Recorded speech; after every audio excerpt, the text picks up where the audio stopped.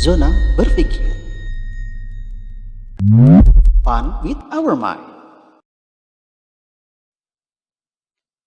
Mengapa kita perlu belajar bertanggung jawab? Mengapa tanggung jawab penting dalam kehidupan setiap orang? Apakah tanggung jawab berdampak dalam kehidupan kita?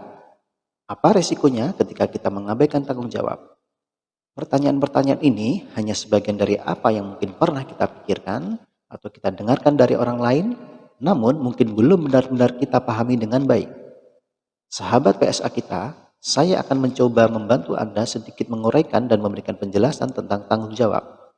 Semoga saja penjelasan dan uraian ini dapat sedikit membantu memberikan wawasan kepada kita bersama tentang arti pentingnya tanggung jawab. Menurut Rita Halpert dan Russ Hill dalam buku yang membahas tentang multidimensional causality yang diadopsi dari teori locus of control-nya Rotten pada tahun 1961, tanggung jawab merupakan kesediaan seseorang menerima segala konsekuensi atas tindakannya. Tanggung jawab merupakan sesuatu yang sangat mendasar dalam entitas pribadi manusia sebelum bagian-bagian dari sikap dan perilaku yang lain dari diri kita berkembang sedemikian rupa. Bagian sikap dan perilaku kita akan berkembang dengan matang apabila kita memiliki tanggung jawab pribadi yang kuat. Kita akan menggunakan logika sederhana untuk memahami tanggung jawab yang merujuk pada ada tindakan, kemudian ada konsekuensi. Kita sebut saja premis A adalah tindakan, sedangkan premis B adalah konsekuensi. Kita akan lihat bagaimana hubungan antara premis A dan premis B. Contohnya alat timbang. Dalam keadaan normal, kedua sisi akan berdiri sejajar.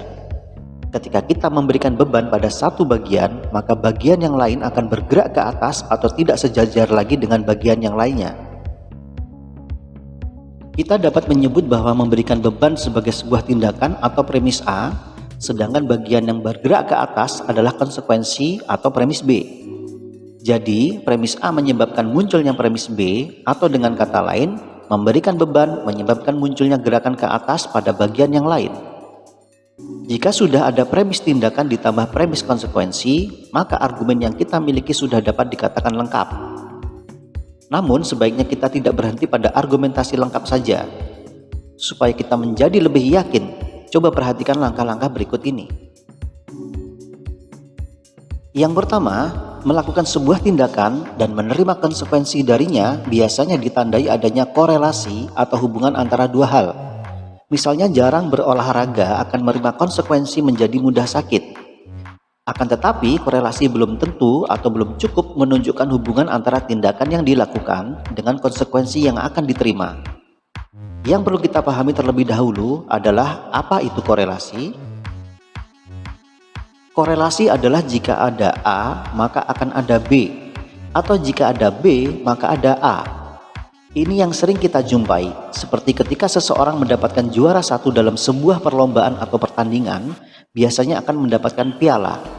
Maka kita dapat mengatakan bahwa meraih juara satu dengan mendapatkan piala memiliki korelasi antara satu dengan yang lainnya.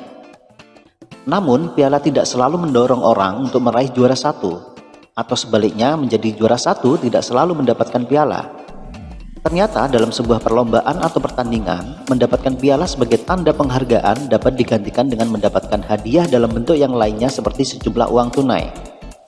Kesimpulannya, hanya karena A dan B sering hadir bersamaan, kita tidak bisa langsung menilai mereka memiliki hubungan, ada tindakan, ada konsekuensi.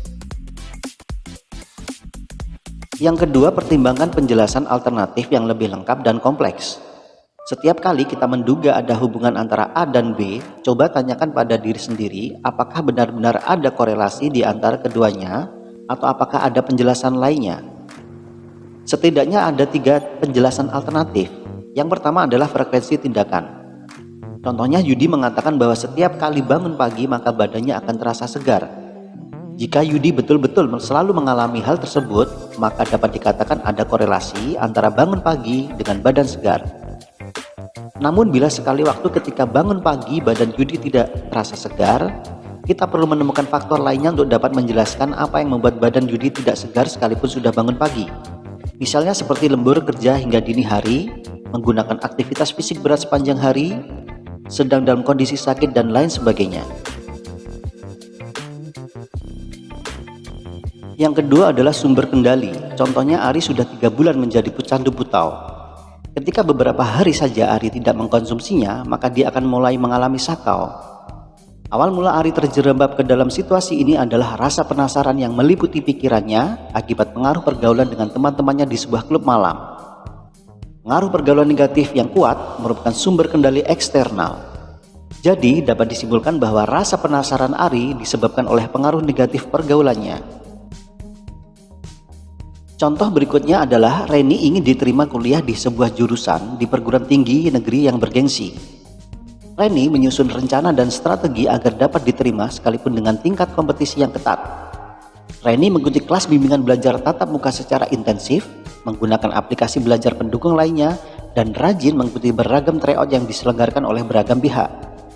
Rencana dan strategi yang dibuat oleh Reni merupakan sumber kendali internal. Jadi dapat disimpulkan bahwa rencana dan strategi yang dilakukan Reni adalah upaya tindakan Reni agar konsekuensi menjadi lebih terukur dan prediktif. Yang ketiga, kompleksitas variabel antara tindakan dengan konsekuensi. Kadang-kadang A tidak selalu menimbulkan konsekuensi B, demikian pula sebaliknya. Bisa jadi C, D, atau E. Bila kita menyebut A menyebabkan B, tidak sepenuhnya dikatakan benar, tapi juga tidak sepenuhnya dikatakan salah. Misalnya, gula menyebabkan kegemukan. Namun, kegemukan bukan semata karena gula. Seperti kurangnya aktivitas fisik olahraga, masalah kesehatan mental, bahkan faktor genetis. Ada juga orang yang suka makan makanan manis, akan tetapi tubuhnya tetap kurus. Jadi, kita perlu berhati-hati ketika melakukan sebuah tindakan yang memiliki kompleksitas, kerumitan, atau kemungkinan konsekuensi yang banyak. Sahabat PSA kita, dari uraian penjelasan tadi kita bisa simpulkan bahwa konsekuensi atas tindakan dapat muncul langsung seketika atau on the spot. Ada tindakan, ada konsekuensi. Seperti contoh kasus kecanduan narkotika pada Ari, ketika Ari tidak mengkonsumsi butau, maka konsekuensinya adalah sakau. Kesimpulan berikutnya adalah konsekuensi atas tindakan terakumulasi terlebih dahulu dan akan muncul pada waktu, situasi, dan pemicu yang tepat di kemudian hari. Seperti aksi pencurian sepeda motor, pelaku aksi akan tertangkap setelah beberapa kali beraksi. Pelaku pencurian tertangkap setelah terlacak kamera CCTV dan laporan saksi yang kuat tentang peristiwa dan ciri pelaku yang direkam oleh pihak kepolisian.